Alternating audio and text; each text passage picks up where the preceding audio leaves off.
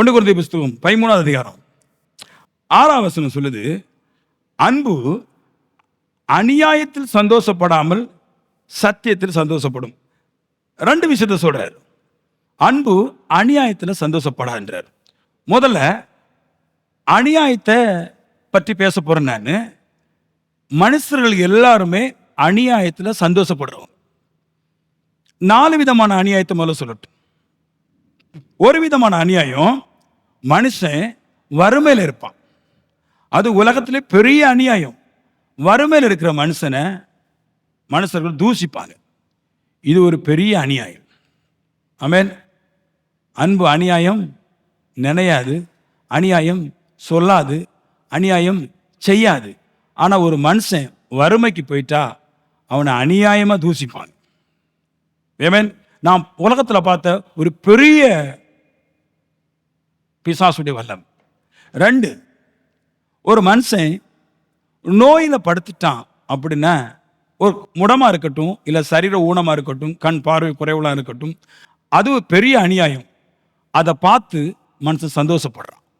வறுமையில் இருக்கிறவனை பார்த்து மனுஷன் சந்தோஷப்படுறான். சரீர பலகீனமாக இருக்கிற மனுஷனை பார்த்து சந்தோஷப்படுறான். 3வது இன்னொன்று இருக்குது. ஒரு மனுஷன் பாவத்தில் விழுந்துட்டான், அவனை அப்படியே மொத்தமாக உரிச்சு தின்ற அளவுக்கு சந்தோஷப்படுவான். ஒரு சின்ன பாவம் செய்யக்கூடாது, அவனை போட்டு பேசி பேசி பேசி இதுல எல்லாம் மனுஷன் சந்தோஷப்படுறான். 4வது இன்னொரு சந்தோஷம் இருக்கு. ஒரு மனுஷன் பாவம் செய்தானா இல்லையா பார்க்கவே மாட்டாங்க. ஆனால் அந்த மனுஷன் மேலே பொறாமை கொண்டு, எரிச்சல் கொண்டு, அவர் மேலே அநியாயமான தீங்கான பழிகளை செலுத்தி அதிலே சந்தோஷப்படுவாங்க. இந்த சந்தோஷத்தெல்லாம் போக இன்னொரு பெரிய ஒரு சந்தோஷம் இருக்குது. யோபு 4:8 சொல்றாரு, அநியாயத்தை உழுது தீவினையை விதைச்சி தீவினையை அறுத்து அப்படின்றாங்க.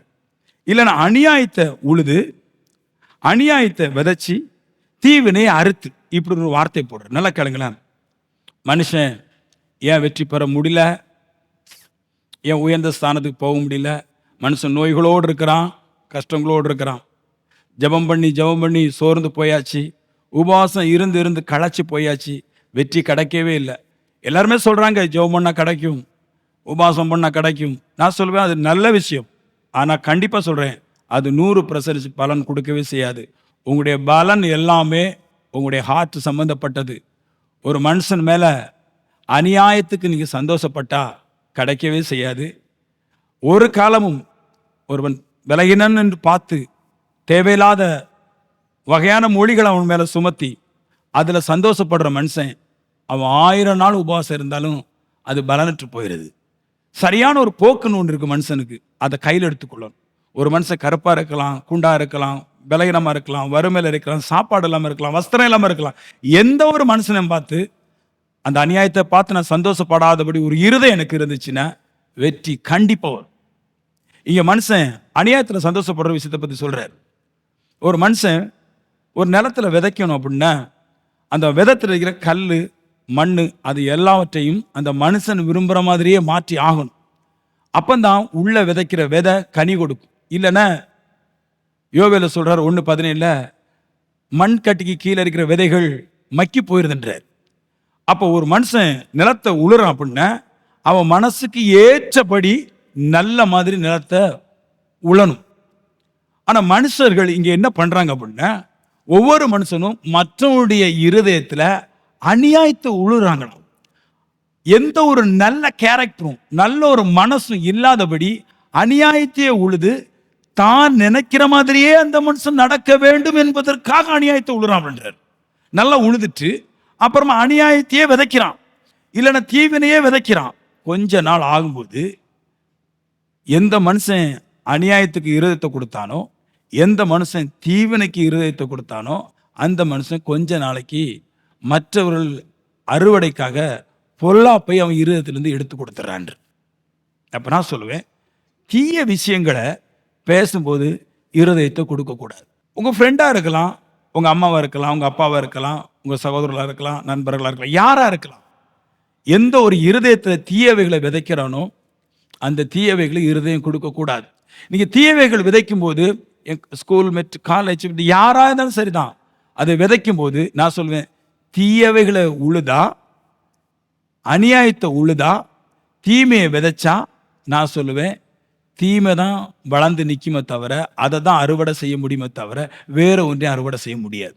அப்போ நான் சொல்கிறேன் உங்களுக்கு, பைபிள் சொல்லுது அன்பு அநியாயத்தில் சந்தோஷப்படாது, ஆனால் எல்லா மனுஷனும் அநியாயத்தில் சந்தோஷப்படுவான். அதுக்கு ஒரு மனுஷனை அநியாயத்துக்குள்ளாகவும் தீமைக்குள்ளாகவும் கொண்டு கண்டிப்பாக போவான். நான் சொல்லுவேன் நாம் அந்த பகுதிக்கு போகாமல் அன்பு அநியாயத்தில் ஒரு காலம் சந்தோஷப்படான்னு சொல்கிறாரு, அந்த இடத்துக்கு போகணும். நான் சொல்லுவேன் ஏன் இந்த அன்பை மட்டும் சொல்கிறாரு அநியாயத்தில் சந்தோஷப்படாதுன்னு? அன்பு மட்டும்தான் அநியாயத்துக்கு சந்தோஷப்படாது. எந்த ஒரு மனுஷனாக இருக்கட்டும், எங்களோட அம்மா முதிர்ந்தவங்களாக இருக்கலாம், எங்கள் வீட்டு பக்கத்தில் இருக்கிற முதியவராக இருக்கலாம், அவர் குளிக்காமல் இருக்கலாம், அவர் பல நாளுக்கு குளிக்காமல் இருக்கலாம், எப்படி வேணாலும் இருக்கலாம். நான் சொல்லுவேன் அவர் ஏதோ ஒரு பிசாசுடைய வல்லமையினால அநியாயத்தில் மாட்டிக்கிட்டார், இனி ஒரு போதும் அதெல்லாம் சந்தோஷப்படவே கூடாது. ஒரு நிகழ்வை சொல்லிட்டு அடுத்த கடத்துக்கு போயிடும். அடுத்த பிரசங்கம் அடுத்த தாண்டி இல்லையா, அன்பு சத்தியத்தில் சந்தோஷப்படும் சொல்றது நல்லா இருக்கும். ஆனால் அன்பு அநியாயத்தில் சந்தோஷப்படாதுன்றதுக்கு ஒரு பகுதியை எடுத்து நான் சொல்ல போகிறேன். நான் கர்த்தரிடத்தில் ஏதோ ஒன்று பெற ஆசைப்படுறேன். ஏமேன். நான் அதை இந்த ஜெபத்தின் மூலமாக நான் பெற ஆசைப்படவே இல்லை. எல்லாரும் சொல்கிறாங்க ஜெபத்தின் மூலமாக பண்ணுங்கன்னு. எனக்கு அந்த ஆசையே இல்லை. எனக்கு அது ஜெபத்தின் மூலமாக வேண்டாம். நான் ஒன்றே ஒன்று மூலமாக விரும்புகிறேன், அன்பு இல்லைன்னா பரிசுத்தம். இந்த ரெண்டு மூலமாக எனக்கு கிடைச்சா போதும். ஆமேன். அப்போ நான் ஜெபம் பண்ணக்கூடாதுன்னு சொல்கிறேன்னா இல்லை, நல்லா ஜெபம் பண்ணணும், நல்லா ஜெபம் பண்ணணும். அது நல்லது. இருதயம் சந்தோஷப்படுது, இருதயத்துக்கு ஸ்ட்ராங்கு கிடைக்குது, ஆவிகளோட பேசுது, தூதல் என்கிட்ட வராங்க, அது நல்லதான். ஆனால் இதெல்லாம் எனக்கும் தேவத்துக்கு சம்பந்தப்பட்ட விஷயம், தேவனுடைய கற்பனைக்கு சம்பந்தப்பட்ட விஷயம் இல்லை. கற்பனைன்னு ஒன்று இருக்கு பாருங்க. நான் இன்னொரு மனுஷன் அன்பு கூறன்னு சொல்றாரு, இது ஜெபத்துக்கு சம்பந்தப்பட்டது இல்லை. தேவத்தோட அன்பு கூறன்னு சொல்றாரு, இது ஜெபத்துக்கு சம்பந்தப்பட்டது இல்லை. நான் இன்னொரு மனுஷத்துல அன்பு கூறணும், யாரிடத்துல நான் அன்பு கூறணும், அதுதான் நான் தேவத்திட்ட கேட்டு வாங்குறது பாக்கிலும் இதுல அதிக பலனை தருகிறது. இது எத்தனை பேர் விசுவாசிக்கிறாங்களேன்னு தெரியாது. இல்லை, ஜெபத்தை பற்றி பேசுறவங்களுக்கு கடுப்பாக தான் இருக்கும். ஆனா பைபிள்ல முழுக்க முழுக்க அன்பும் பரிசுத்தம் தான் இருக்குது. ஜெபம் ஒரு 10 பாயிண்ட் சொல்லிச்சுன்னா அன்பும் பரிசுத்தமும் 1000 பாயிண்ட் சொல்லுது. நான் சொல்லுவேன் இதுக்கு நீங்க செவி கொடுங்க, இதுக்கு செவி கொடு. ஈஸியாக யாரும் பேசுறாதீங்க. ஒருவனை நக்கலா பேசி சந்தோஷம் அடையாதீங்க. ஒரு வேலை தெரியல அவனை தரக்குறவா பேசி சந்தோஷம் அடையக்கூடாது. அன்பு அது அல்ல. அன்பு அது இல்லைன்னு சொல்றதுக்கு இப்படி சொல்லல, அவன் ஆவிக்குரியவன் அல்ல. ஆமென். நான் சொல்லுவேன் ஜெபிக்கிறவன் அல்ல ஆவிக்குரியவன். அநியாயத்தில் சந்தோஷப்படாமல் இருக்கிறானே அவன் தான் ஆவிக்குரியவன். இப்போ ஒரு ரகசியத்தை கொண்டு வர பாருங்க. இதை வாசிச்சிருப்போம், ஒரு பகுதியை தாண்டி நம்மளுக்கு புரியாது. இதில் நான் ஒரு பகுதியை தாண்டி உங்களுக்கு புரியுற விஷயத்த சொல்றேன் பாருங்க. யோவானுக்கு எழுதின புத்தகம் 8ஆம் அதிகாரம், அந்த இடத்துல அற்புத விதமான ஒரு பகுதியை சொல்றாரு இல்லையா. இயேசு தேவனுடைய ஆலயத்துல உபதேசம் பண்ணிட்டு இருக்கிறார். அப்போ பரிசேயர் சதுசேயர், பரிசேயருங்கிறவன் நித்திய ஜீவன் உண்டு சொல்றவன், சதுசேயர் சொல்றவன் நித்திய ஜீவன் இல்லைன்னு சொல்றவன் நிறைய பேர் கூடிட்டாங்க. அப்போ அந்த இடத்துக்கு ஒரு ஸ்திரியை பிடிச்சிட்டு வர்றாங்க. வந்தவங்க சொன்னாங்க அவளை விபச்சாரத்தில் கையும் களவு மாட்டு மெய்யாட்டே பிடிச்சிட்டேன்னு சொன்னாங்க. பிடிச்சிட்டு வந்தவங்க நல்ல சந்தோஷம். ஹலோ ஏமேன். இதாங்க மனுஷன், என்னதான் விடிய விடிய ஜெபம் பண்ணாலும், என்னதான் ஆவிக்குரிய தன்மையை வெளியே போத்திட்டு இருந்தாலும், ஒரு ஸ்திரீ விபச்சாரத்தில் கண்டுபிடிச்சா அவன் மேலே கல்லெறிஞ்சு கொன்று சாக வேண்டும்னு சந்தோஷப்படுறான். அந்த பரிசேயர்கள் சொல்றாங்க நாங்கள் நல்லா ப்ரேயர் பண்றோம், தசமம் கொடுக்குறோம், உள்ளி வெந்தயம் கடுகு எல்லாத்துலையும் தசமம் கொடுக்குறோம், வாரத்தில் 2 நாளைக்கு உபாசம் பண்றோம், ஃபுல்லா ஜெபம் பண்றோம், இதெல்லாம் பேசுனாங்க. ஆனா ஒரு ஸ்திரீ விபச்சாரத்தில் விழுந்த உடனே அவளை பிடிச்சி கொண்டு எப்படியாவது அவள் சாகடிச்சு அதுல ஒரு சந்தோஷம் அடைகிறதுக்கு மனுஷன் விரும்புறான். கொண்டு வந்து கொடுத்தாச்சு. இப்ப இயேசு பார்க்கிறாரு. அவங்க கேட்குறாங்க இயேசுட்ட, இந்த ஸ்திரியை நாங்கள் விபச்சாரத்தில் கண்டுபிடிச்சிட்டோம், அதனால இவளை கல்லறிஞ்சு கொல்லணும் மோசே சொல்றாரு அப்படின்றாங்க. எதுக்கு சொல்றாங்கன்னா, இந்த மனுஷனுக்கு பாருங்களேன், 1 விபச்சார ஸ்திரியை கொன்னு சந்தோஷப்படணும், 2 இயேசு மேல குற்றம் சொல்லி சந்தோஷப்படணும். எப்படியாவது இந்த மனுஷன் ஃபீலை பார்த்தீங்களா? யாரையாவது குற்றம் சொன்னா சந்தோஷம் வரும் தெரியுமா உங்களுக்கு? நான் சில பேரோட பழகிருக்கேன் பாருங்க. யாரையா பத்தி பேசும்போது சந்தோஷப்படுவாங்க. உண்மையாட்டா அப்படியா மாட்டிக்கிட்டாளா, போச்சா எல்லாம் போச்சா, அவ்வளோந்தானா, அவளுக்கு வேணும், அவளுக்கு கிடைக்கணும், அவனுக்கு ரொம்ப முக்கியம், அது வேணும் சந்தோஷப்படுவாங்க. மனுஷன் ஃபீல் இங்க ஒரு பிரதான ஆசாரியர் கூட்டமே அப்படிதான் இருக்குது பாருங்க. விபச்சாரத்தில் கண்டுபிடிக்கப்பட்ட ஸ்திரீ செத்து நாசமா போகணும், அதுல சந்தோஷம். கல்ல அடிக்க அடிக்க அவங்க சந்தோஷப்படுவாங்க. இயேசு கிறிஸ்துவ வாயினால அகப்படுத்தி, இயேசு கிறிஸ்துவே அகப்படுத்தி சந்தோஷப்படுத்தணும். இப்படி ஒரு திரள் கூட்டம் மனுஷனே அப்படித்தான். நான் சொல்லுவேன், இவன்டா அன்பு இல்ல, மிச்சம் எல்லாம் இருக்குது. ஜெபம் இருக்குது, ஆவிக்குரிய வஸ்திரம் போட்டிருக்கிறாங்க, நாடா கட்டிருக்கிறாங்க, அவங்களுக்கு ஆலயம் இருக்குது, இசை இருக்குது, எவரிதிங் இஸ் எல்லாம் இருக்குது. ஆனா அன்பு இல்லை. அன்பு இருந்தா அப்படி ஒரு வார்த்தையே பண்ணாது. அன்பு அநியாயத்தில் சந்தோஷப்படாது. அநியாயமான காரியங்களை பிடிச்சி அதை வச்சுட்டு நோண்டிட்டே இருக்காது. அன்பு அப்படிப்பட்டதே அல்ல. ஏசு சொன்னாரு, இங்க ஏசு 2 விஷயத்த சொல்றாரு பாருங்க. ஸ்திரியை பார்த்து சொல்றாரு, நான் உன்னை மன்னிச்சிட்டேன், இனி பாவம் செய்யாது. அதான் அன்பு. நம்ம என்ன பண்ணணும் தெரியுமா? ஏண்ட ஒரு விபச்சார ஸ்திரியை பிடிச்சி கொண்டு வந்தா, நான் என்னதை உதாரணம் சொல்றேன், ஏண்ட ஒரு விபச்சார ஸ்திரியை பிடிச்சி கொண்டு வந்தா நான் சொல்லுவேன், நானும் 4 கள்ளத்துக்கு அடிச்சு அவளை கொள்றேன். நான் இனி நல்ல மாதிரி ஃபீல் பண்றது. ஆண்டவர் சொன்னாரு, அதான் அன்பு. நீ எவ்வளவு பெரிய மோசமா இருக்கட்டும், கையும் களவுமா பிடிக்கப்பட்ட விபச்சார ஸ்திரியா இருக்கட்டும், நான் உன்னை மன்னிக்கிறேன். இயேசு செபிச்ச போதெல்லாம் அற்புதம் நடந்ததெல்லாம் கிடையாது. புரியுதா? ஏசு ஜெபிச்ச போதெல்லாம் அற்புதம் நடந்துச்சு, ஜெபம் பண்ணும் போதெல்லாம் அற்புதம் நடந்து சொல்லக்கூடாது. நான் சொல்றேன், அவர் ஜெபிக்காட்டியும் அற்புதம் நடக்கும். ஏன்னா தெய்வம் அன்பு. நான் சொல்லுவேன், நீங்க அன்புலே இருந்தா நீங்க கேட்கும் போதெல்லாம் கிடைக்கும். இதுதாங்க உங்களுக்கு பலன், மிகுதியான பலன். இந்த பொண்ணு கொண்டு கொடுத்தது நிறைய கொடுத்தா, இதுல ஒரு பெரிய விஷயம் இருக்கு பாருங்க. அன்பு பத்தி பேசணுமே. நம்ம மனைவிமார்களை சின்ன ஒரு பிரச்சனை செஞ்சிடக்கூடாது, வாயை போட்டு பேசிட்டே இருக்கிறது. புருஷமாரு சின்ன குற்றம் செஞ்சிடக்கூடாது. கல்யாணம் கட்டின அன்னையிலேருந்து சாவு நாள் வரைக்கும் அதே குற்றம் தான் பேசுவாங்க. அன்பு அப்படிப்பட்டதல்ல. அன்பு மன்னிக்கும், அன்பு விட்டு கொடுக்கும். என்ன அநியாயம் இருந்தாலும் அது சந்தோஷமே இல்லை. ஆண்டவர் சொன்னாரு பரிசேயர் சதுசேயர்ட்ட, உங்களில் யார்கிட்ட ஒருத்தன் பாவம் செய்யலையோ அவன் எடுத்து கல்லை தூக்கி அடியப்பான். ஆமென். எல்லாருமே சொன்னாங்க, அவங்க எல்லாருமே கள்ளத்துக்கு அடிக்காம திருப்பி போயிட்டாங்க. அதோட பிரசங்கம் முடிஞ்சிச்சு. இல்லை, அதுக்கப்புறம் தான் பிரசங்கமே இருக்குது. பிரசங்கமே இருக்குது, அதுக்கப்புறம் தான் இருக்குது. ஏன்னா அவங்க எதுக்கு வந்தாங்கன்னா, தப்பு செய்தவன் கல்ல எறிஞ்சு கொல்லப்பட வேண்டும். சரியா? இப்போ ஏசு சொன்னார், நீ தப்பு செய்யலைன்னா பாவம் செய்யணும், கல் எடுத்து அடினார். அப்போ அவங்க எல்லாம் கள்ளத்துக்கு அடிக்காம போயிட்டாங்க. அப்படின்னு என்ன அர்த்தம்? அவனும் பாவம் செஞ்சிருக்கான்னு அர்த்தம். இப்போ இந்த ஸ்திரியை கள்ளத்துக்கு அடிக்கிறது போல அவனே கள்ளத்துக்கு அடிச்சு கொல்லணும். ஆனா கர்த்தர் அவனை விட்டுட்டாரு, கண்டுகிடவே இல்லை. அவரு நம்மள மாதிரி ஆள்னா சொல்லியிருப்பாரு, நீ தப்பு செஞ்சேன்னு ஒத்துக்கிட்ட இல்லையா?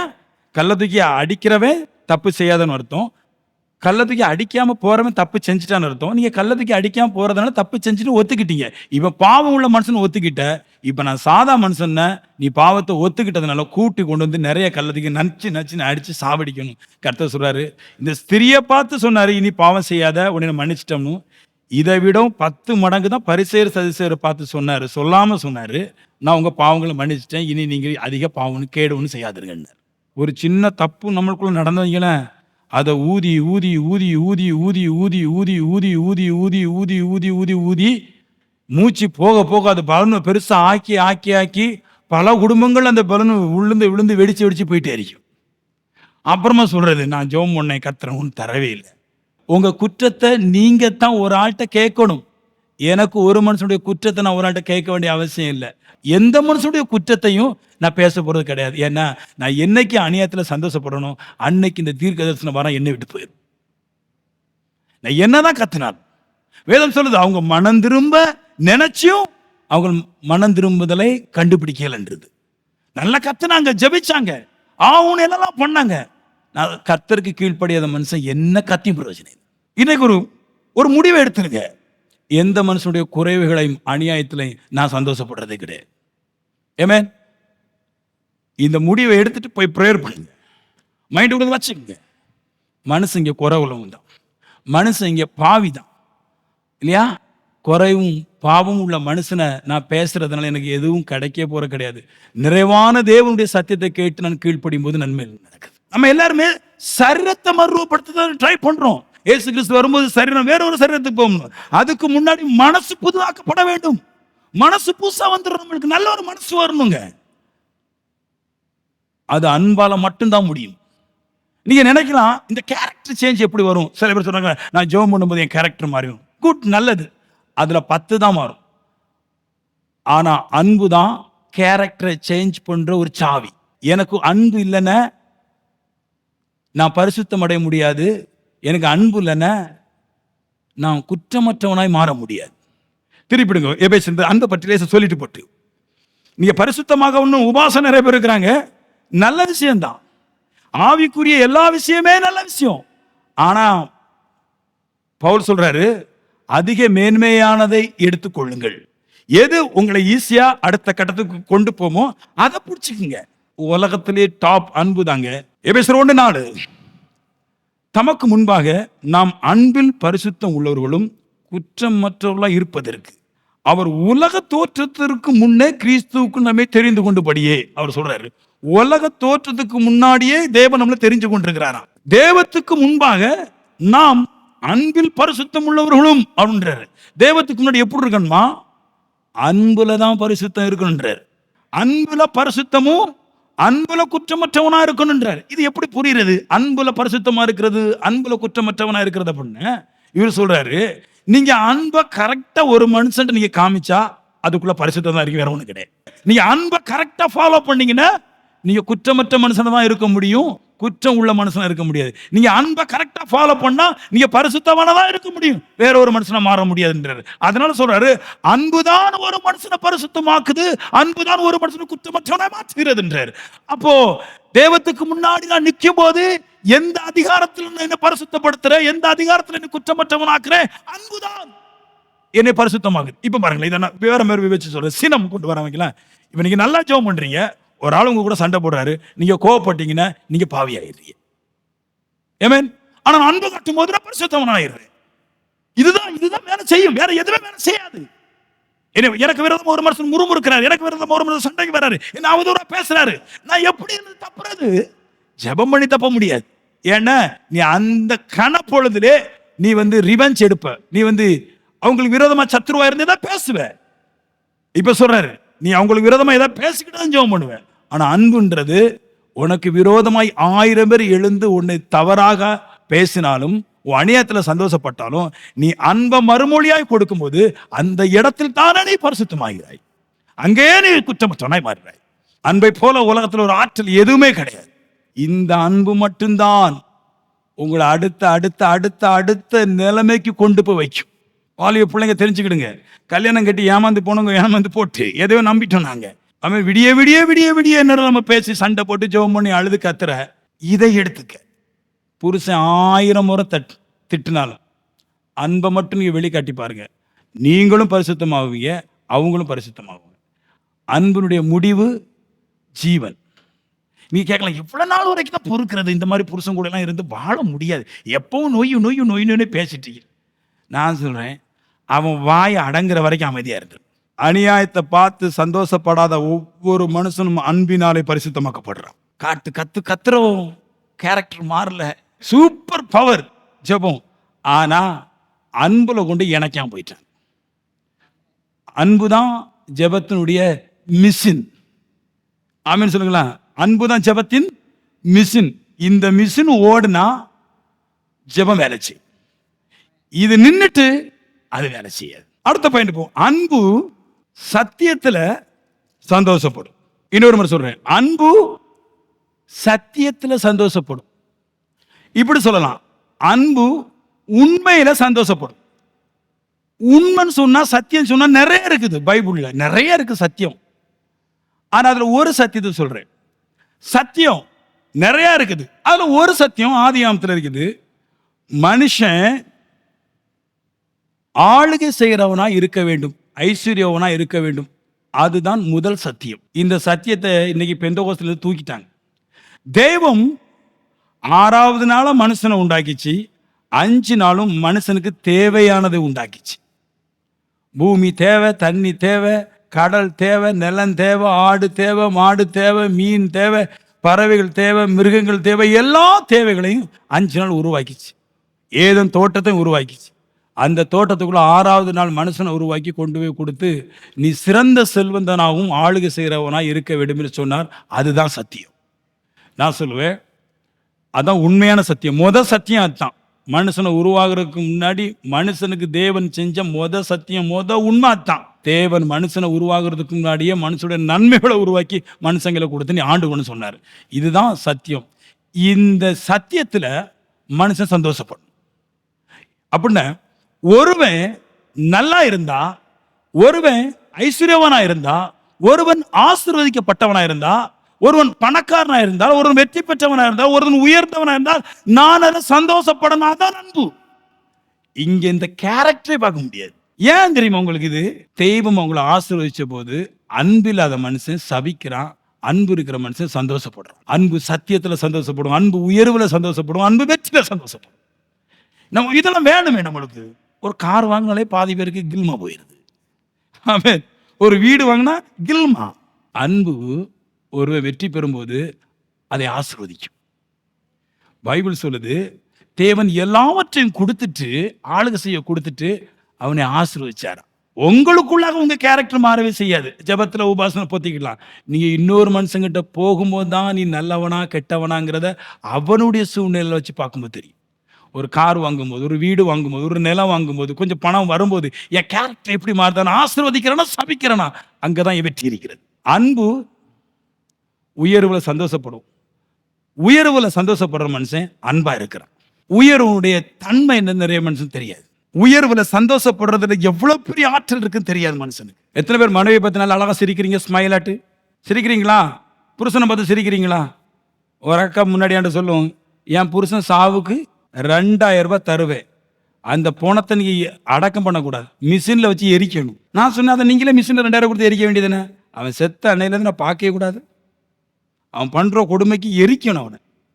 அவன் புழு வரைச்சு செத்தா கூட ஒரு 4 நாளைக்கு உயிரோடு இருந்த மாதிரி தான் இருப்பான். ஒரே நிமிஷம் காலி பண்ண வேண்டியதான். இந்த கோணத்துக்கு நல்லா வரும். சரிங்க ஐயா, இயேசு நேரரை உங்களுக்கு கட்டி தர முடியும். யூதாஸை தான் நம்ம கட்ட முடியும், காட்டி கொடுப்பான் யூதாஸ். ஏமேன். சரிங்க, அன்பா சரிங்க. ஆமேன். நீங்க சிரிக்கும் போது அந்த புன்னகை தானே ஒரு சரி, நம்ம மனைவி சிரிக்கிறா, நம்மளோட குற்றத்தை பெருசா எடுக்கலன்னு உங்க பக்கத்துல வர முடியும்.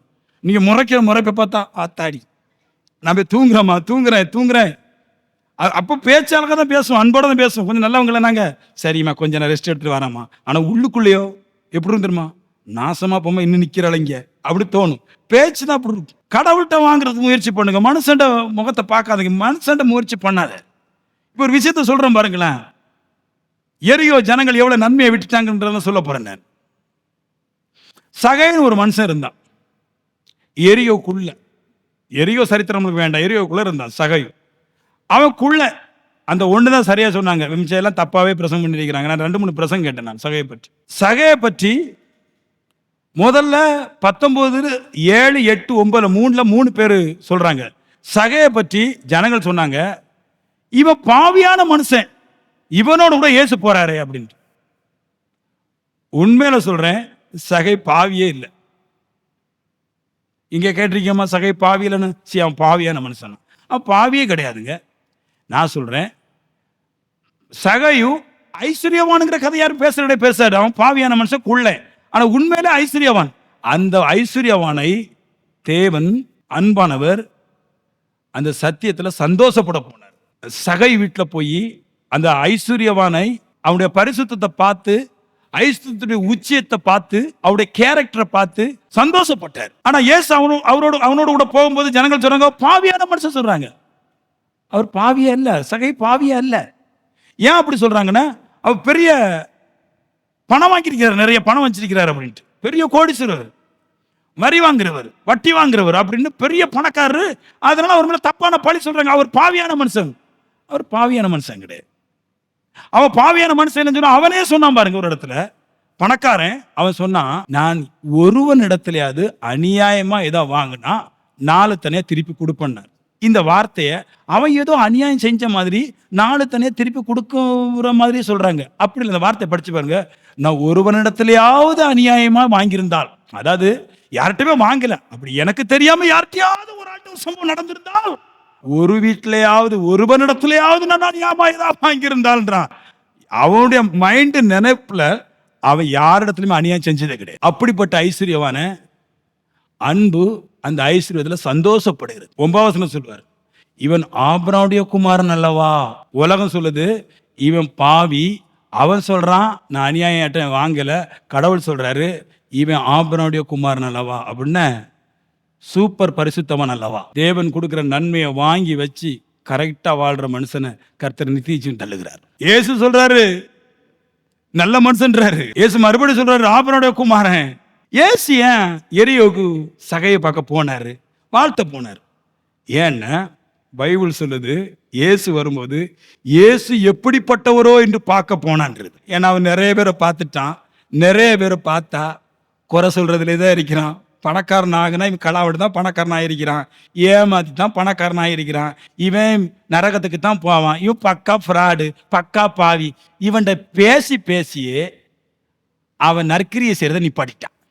இப்போ தேவத்துக்கு தெரிஞ்சிச்சு இங்கே நிறைய ஏழை இருக்கான், அவனிடத்துல போறதுக்கு ஒருவன்ட்ட நிறைய பணம் இருக்குது, ஆசைப்படுறான். இந்த பைசாவை நாலுத்தனையும் கொடுக்கலாம், பாதியும் கொடுக்கலாம் ஆசைப்படுறான். ஆனா அந்த பைசாவை வாங்குறதுக்கு யார்கிட்டையும் அன்பு இல்லை, யாரும் நிறைவுல சந்தோஷப்படுறது இல்லை. அப்ப இவரு ஓடி போறாரு.